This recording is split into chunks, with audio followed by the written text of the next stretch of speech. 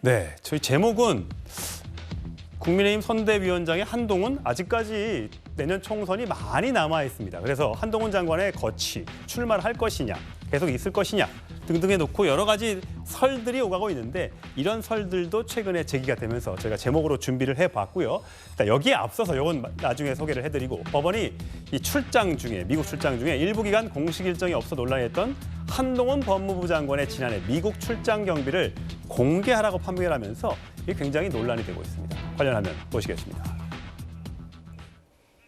공정 정의 국가 기관을 관할하는 우리 법무부 장관께서 이렇게 엷은 미소를 띄우고 있어요. 이 점에 대해서 표정까지 관리하십니까? 혹시 뭐 관리하는 거 제가 관리한다고 관리됩니까? 내가 이자를 물은 게 아니고 최자를 물었는데 왜 이자를 답을 해요? 의원님 여기 소리 지르는 데가 아니지 않습니까? 물론입니다. 목소리 낮춰 하세요. 예. 장관의 대답이 하도 기가 막혀서 하는 얘기예요. 말씀하십시오. 내가 소리 질렀습니까 그동안? 자주 지르셨죠. 말씀하세요.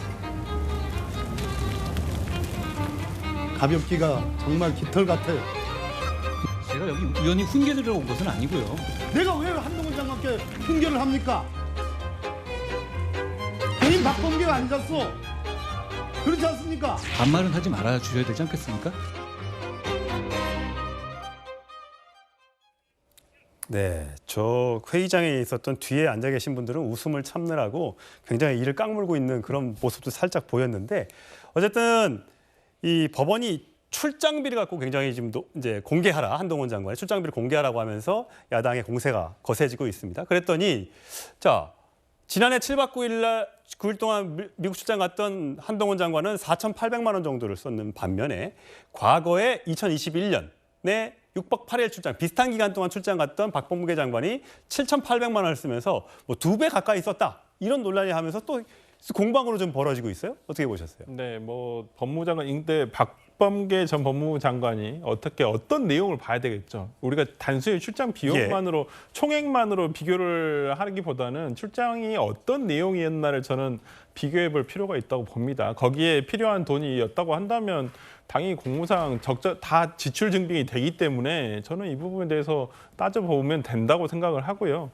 뭐 법원에서 계속되는 어찌 보면 지금 특활비라든지 아니면 공무상 필요하게 쓰인 출장비라든지 이런 부분에 대해서 다 공개를 하라고 지금 나오고 있거든요. 저는 뭐 지금 대통령실에서의 특활비라든지 이런 거에 대해서도 지금 법원에서 공개를 하라는 결정이 있었음에도 불구하고 지금 대통령실이라든지 검찰에서 법무부에서 지금 항소를 하고 있는 상태인데 저는 이 부분에 대해서 당연히 국민이 알아야 될 거 아닌가요? 국민들의 세금으로 쓰이는 비용들인데 전부 다. 저는 뭐 민주당 정부건 국민의힘 정부건 이건 당연히 국민들에게 제시를 하고 공개를 해서 검토를 맡아야죠. 당연히 국민이 자신들이 낸 세금 어떻게 쓰인지는 알아야 될 거 아닙니까? 세금을 잘못 썼으면 당연히 거기에 대한 응당한 처벌을 받아야 될 것이고요. 저는 그래서 이렇게 법무부나 뭐 대통령실 뭐 계속되는 어떤 정부 부처에서 어떤 세금을 어떻게 썼느냐에 대한 공개를 하라는 부분에 대해서 계속되게 지금 뭐 국가 안전보장인지 외교 등의 사안이라 해서 비밀이다 이런 식으로 계속 거부를 하고 있고 계속 뭐 항소심 가고 대법원 가서 이걸 계속 늦추려고 하는데요.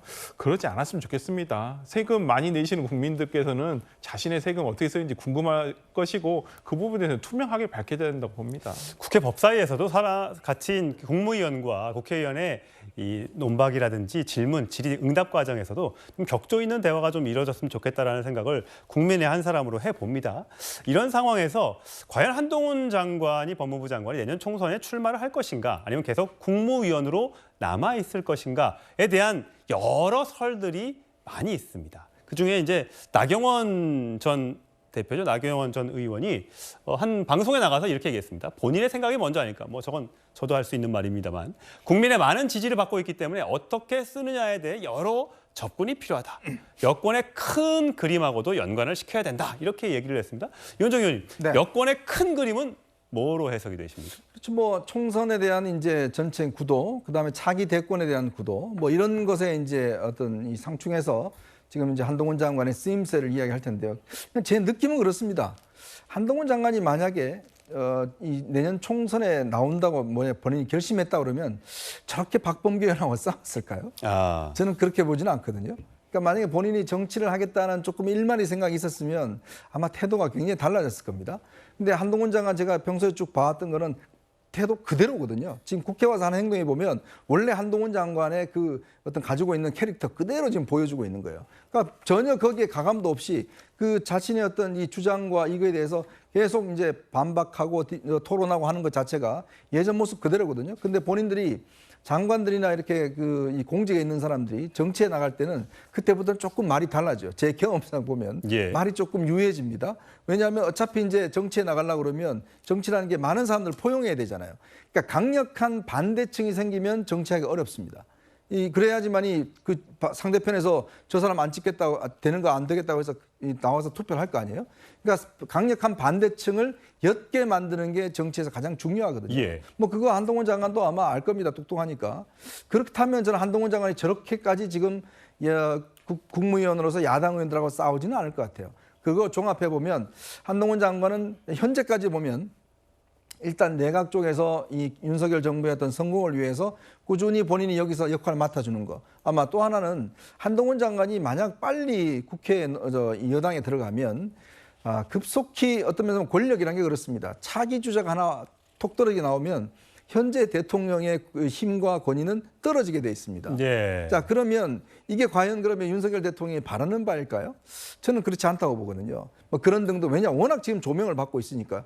지금 나경원 전 의원 이야기도 바로 그런 이야기예요. 한동훈 장관이 지금 상황에서 선대위원장하고 여당에 들어온다고 그러면 모든 기자들의 초점과 관심과 일거일투족 왜냐 한동훈 장관 말 많이 하잖아요. 예. 그럼 모든 뉴스가 글로 갈 겁니다. 예. 근데 과연 그렇게 되면 윤석열 대통령의 힘과 권위가 살까요? 뭐 등등을 따져보면 저는 현재로서는 총선 출마보다는 내각에 남아있는 가능성이 높지 않겠는가라는 네. 게 제 생각입니다. 예. 자, 과연 어떤 선택을 할지 시간이 좀 지나야 저희가 알 수 있을 것 같습니다.